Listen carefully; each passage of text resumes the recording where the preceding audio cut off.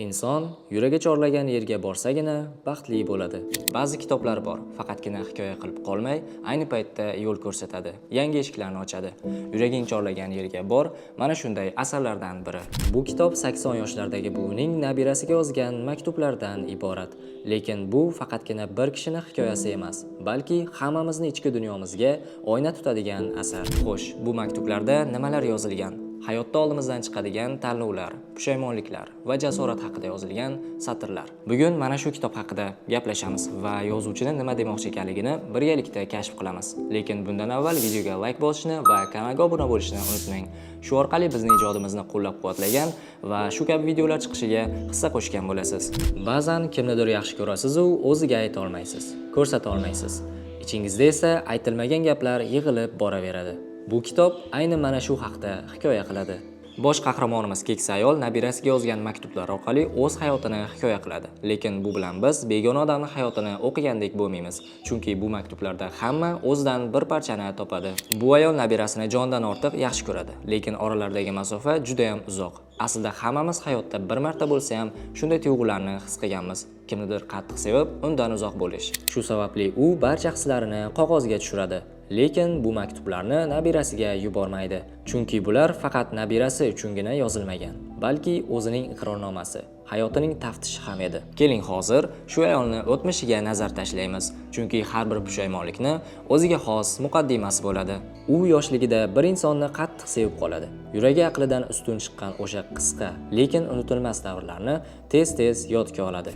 Lekin u sevgini tanlash o'rniga jamiyat qoidalariga bo'ysunib, boshqa hayotni tanlaydi.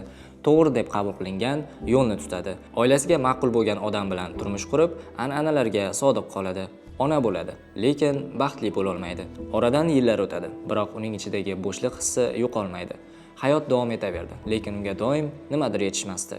Endi bo'lsa nabirasiga maktub yozar ekan, unga shunday xabarni yetkazmoqchi: men qilgan xatolarni takrorlama. Ich-ichimdan buni bilib turardim. Yanglish yo'lda edim. Lekin buni anglab yetganimda ortga qaytish uchun juda ham kech edi. Bu satrlarni o'qigan har qanday inson o'z hayot haqida o'ylamasdan tura olmaydi. Nechtamiz yuragimiz chorlagan tomon ketyapmiz? Qanchamiz o'zimiz xohlagandek hayotda yashayapmiz? Buning maktublarida faqatgina hayot hikoyasi yozilmagan.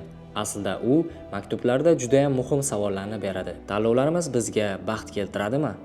Jamiyat normalari muhimroqmi yoki ichki ovozimiz? Kitobda faqat sevgi va pushaymonlik emas, balki yolg'izlik va erkinlik mavzulari ham bor. Buning hayoti davomida o'rgangan eng muhim xulosalardan biri mana shu: inson chindan ham baxtli bo'lish uchun o'z yo'lini o'zi tanlashi lozim. Lekin buni qilish har doim ham oson emas. Chunki ba'zan jamiyat bizga chizib bergan yo'llar biz ichimizda his qilgan yo'ldan farq qiladi.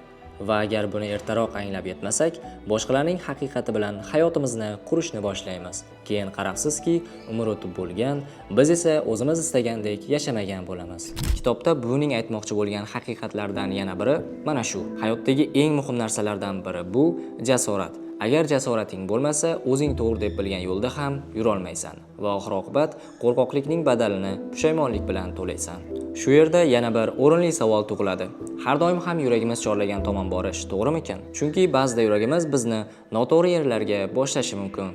Lekin bu bizga shuni aytmoqchi: tanlov paytida faqatgina boshqalarni baxtli qilishga urinsak, eng oxirida baxtsiz bo'lgan yana o'zimiz bo'lamiz. Kitob bizga mana shunday yo'l ko'rsatuvchi savollarni beradi. Javobni esa o'zimiz topishimiz lozim. Shu sababli hozir kitob tahliliga o'tamiz va fikrlarni yana ham chuqurroq muhokama qilamiz. Videoni shu yergacha ko'rgan bo'lsangiz, iltimos izohlarda yuragim chorlagan tomon ketyapman deb yozib qoldiring. Ko'raylikchi necha kishi ekanmiz. Kitob haqida batafsil gaplashdik. Endi uni tahliliga o'tamiz. Yozuvchi bu asar bilan bizga nima demoqchi? Va eng muhimi, bu kitobni o'qib biz qanday foyda olamiz? Kitob bizga hayotning tanlovlar to'plamidan iboratligini eslatadi. Har birimiz har kuni katta yoki kichik tanlovlar qilamiz. Buning hayoti davomida qilgan qarorlarni eslaylik. U mantiqiy qarorlar qildim deb o'yladi, lekin oxiri baxtsiz bo'ldi. Shu o'rinda asar bizga savol beradi. Haqiqiy to'g'ri qaror qanday bo'ladi?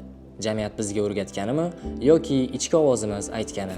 O'tmishga nazar tashlaganingizda, qaniydi shunday qilganimda degan xotiralar bo'lganmi?